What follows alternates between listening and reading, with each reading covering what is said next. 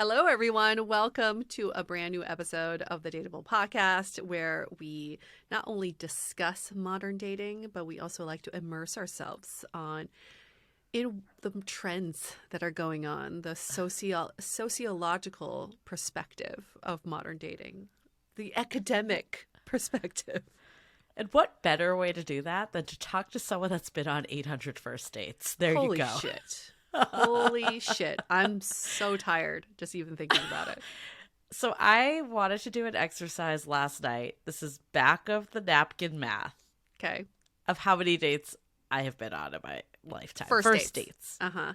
And it's really hard because it's, some of them go to second date. It's really hard to do. But anyways, this is my back of the napkin math. There's 52 weeks in a year, right? Mm-hmm.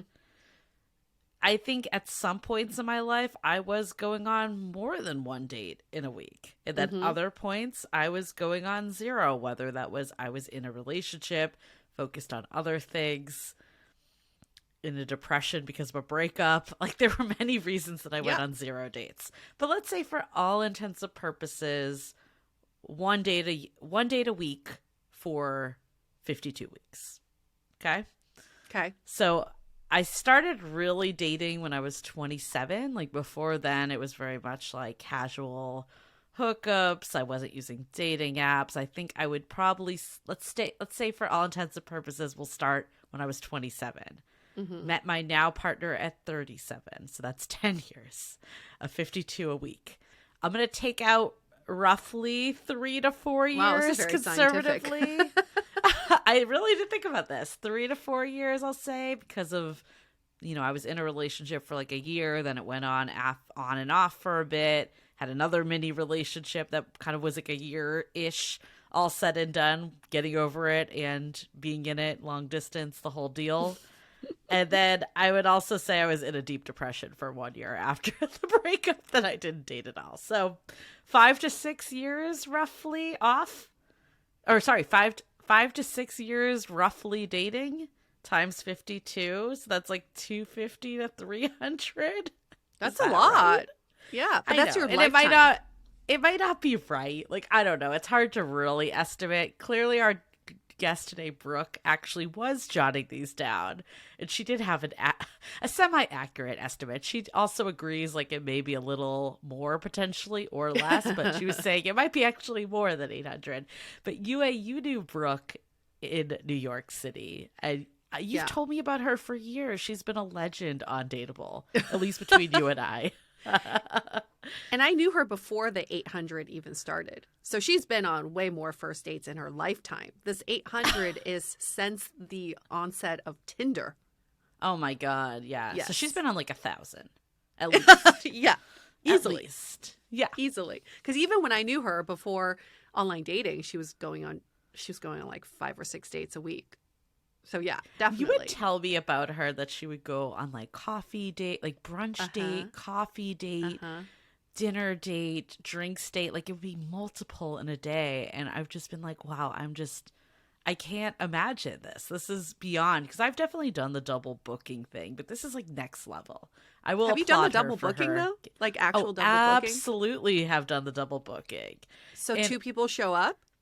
Not like at the same time. Like, I booked them at, I don't know, I did like You've 5 done the back to to back. 6 back to back. Yeah, okay. That's what I include double booking. Okay. One night. I didn't have like 2 people show up. Although, remember, Yue, when we did that with Tinder Social when it came out? Still one of my favorite, most memorable nights. For anyone that doesn't remember, Tinder ran a brief experiment where they had group dating, like group chats. And one night, it was like me, Yue, our friend Kat, who was single at the time, and our friend Deb, who was single at the time, and our friend Elsa, who had been in a relationship since college that was just there living vicariously. She's there for like a good one time. egging it on. She was like the one like super into it. We had so many chats going. I don't think so. I think it was just us, because I think there was like 4 people in the chat. That was my thought. Okay. I think it was groups of 4. She must have been out of town or doing something else that night. We had her in a different Tinder Social. Yeah. Yes, we did. Yeah, we did. Anyways, we had all these chats. I feel like our convos were basically like just a bunch of memes going back and forth. Do you remember that? It was like no one was even talking in words. And then we told every group, I think we had like 5 groups that we were talking to. We told them all to meet us at this one bar in the Haight area of San Francisco. Nikki's bar. I still remember it to this day. Whenever I see that, I think about this night. We invited all these groups and only one showed up. So it actually worked out. The one showed up because it was Deb's thing, right? It was like her. No, we just like picked them for her because we're like she was attracted to them, but like they didn't know that. They thought we were like all into the group. It was a real good time. It was a real good time because hilarious. We were hammered too. I mean, obviously. But aside from the group dating, we all had also individual matches too. Tinder you had matches. that guy come. And I had, date. So this is the infamous bloody nose guy, which I will not get into on this episode. Point being, what was our point? Go back to Rock Bottom episode. That was season 7 for that story. But the one that said UA worst date ever was his worst closing Tinder remarks. date ever. Yes, worst Tinder date ever. But what's our point in saying all of this? It was it's like double booking. Double booking. Okay, yes. Having multiple people show up in one night. Brooke was the epitome of making dating her job. Her job was, her actual job came second to dating. She would, everything kind of revolved around what she lined up for the day. And I do remember her just squeezing in some coffee dates in between meetings or like between lunch and her first meeting. It was absolutely brilliant. And I don't know how she did it because she somewhat kept everyone. Yeah, she was clear on who she was meeting. She never got confused. She didn't have a spreadsheet at that time either. Yeah, in her mind, she was she's just a able damn to. Good memory. Yeah, she has very good memory. That's how she's able to balance it all. I don't think I could ever do what she did. It's still exhausting just to think about it. But yeah, she is a legend for us because she is probably she has been on the most first online dates that I personally know. Oh, yeah. I don't know anyone that's been on more. I mean, even like my back of the napkin math, and I think it's a little exaggerated. It probably isn't 300, but I mean, 800 is a lot more than that. It's like 3 times. Exhausting. Exhausting. Because she was thinking, oh, if I go on 5 dates a week. But there were some weeks she was definitely going on more than 5 dates a week. And she met her husband when she was 31. So she also had less years that we're talking about, too. Although she might have started earlier. It's hard to know. It's hard to also what you count as a date. Right. Yeah. But it got her to the point of finding love. And, I think everyone has their own method. That's what we've learned. It feels exhausting maybe to us, but as someone super extroverted, I love what we talk about in this convo of how she can see the fun in dating. So I'll say for that reason, I think even if you're like, I would never do this, it's worth listening to a different perspective because she felt very energized by dating. This did not exhaust her in any way. No, she absolutely loved it. And also being in New York, it's much easier logistically to go from date to date because you could just meet them all in one neighborhood and there you go, you're just booked for the rest of the night.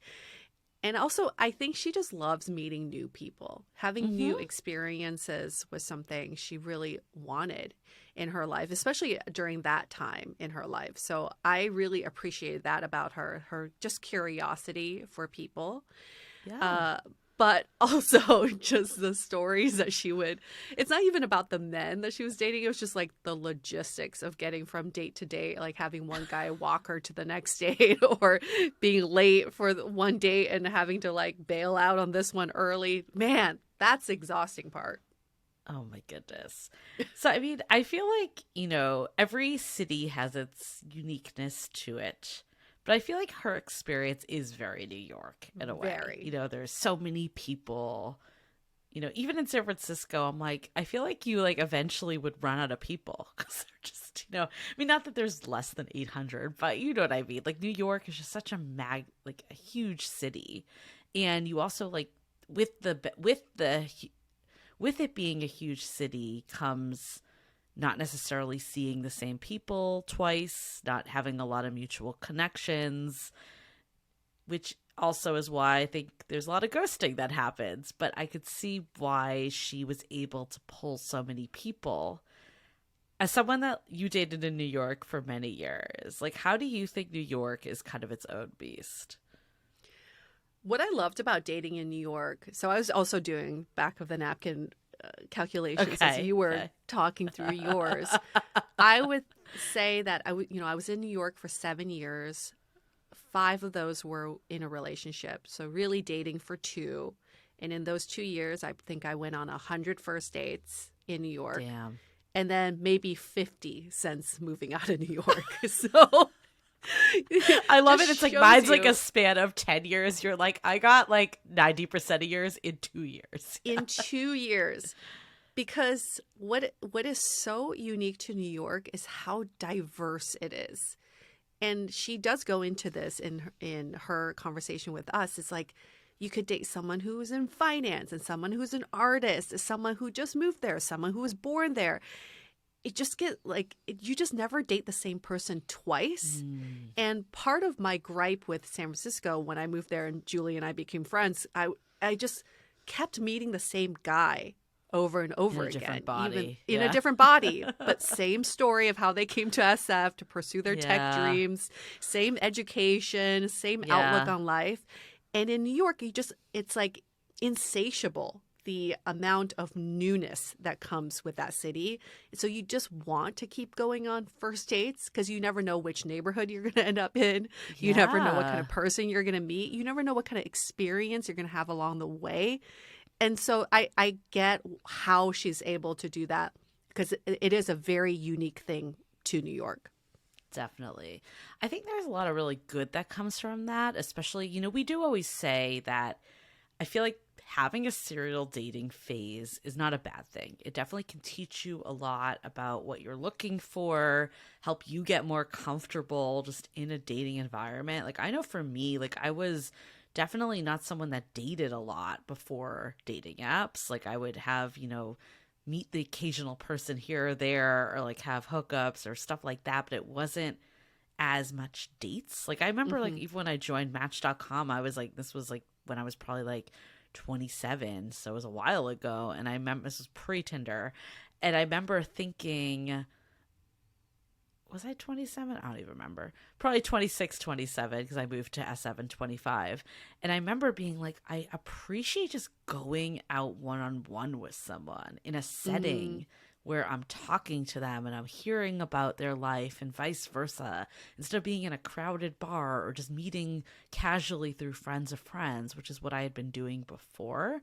So I think there actually is a lot of really greatness that can come from dating that we forget because it can be painful, especially when you really want an outcome of a relationship and it feels like you're going on date after date and they're not progressing.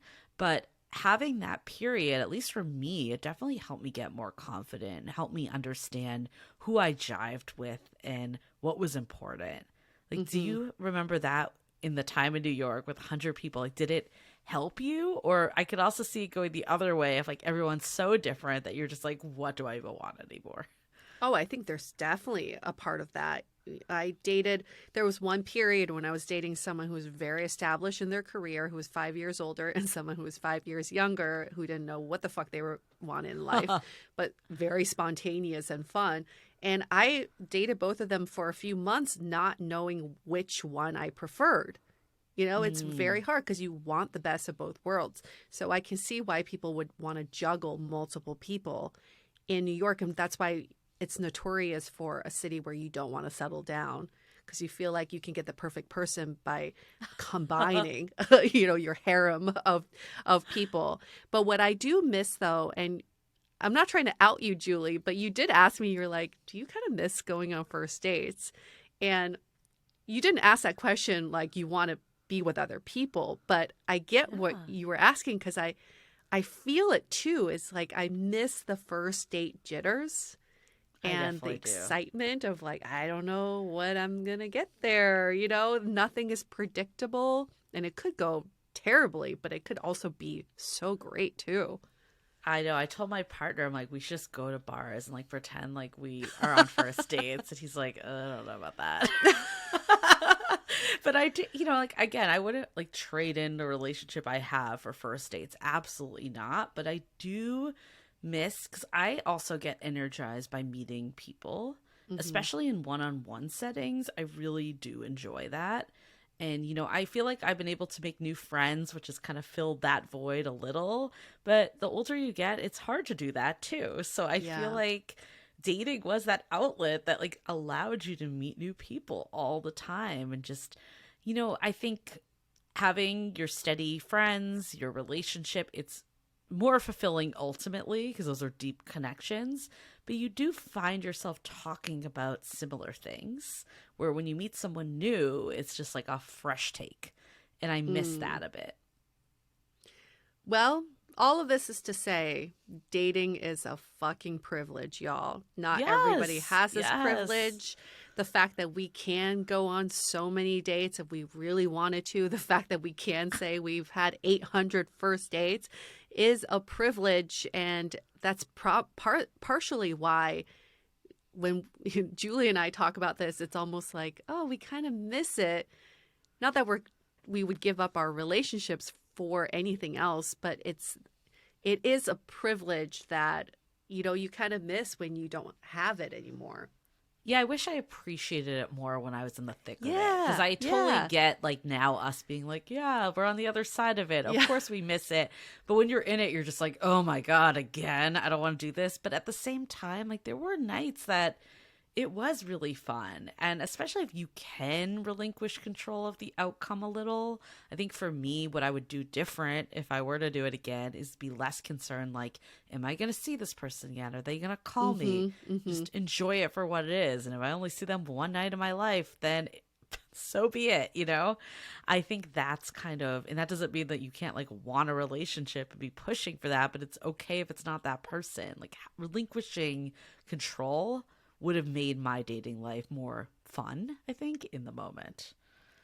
I miss getting ready for dates, too. It's not even about the person. The other day, my partner and I went out to a celebratory dinner, and I got ready in 10 minutes. And I just remember being like, God, I used to like take an hour at least to get ready for dates. And I'd be, straightening my hair or curling my hair and getting a little nervous or getting a little excited. I miss the build up to dates, and I don't. And like also, this sounds so dumb, maybe, but whatever you wear on first dates is always going to be new to that person. Yeah. They have not seen it. They're like, ooh, like this outfit. But you could have worn it 5 days in a row. They have no idea. Unless you're me and your date calls you on wearing the outfit that you wore in your dating profile, because that happened to me on infamous black romper. The Throwback. I don't even remember what season that was on, but that's a good one of, I think it was, what was it called? It was First Date in 12 Years, because I was his first date in 12 years. So go to the archives, look that one up. That was a good one. That's pretty funny. That's pretty funny.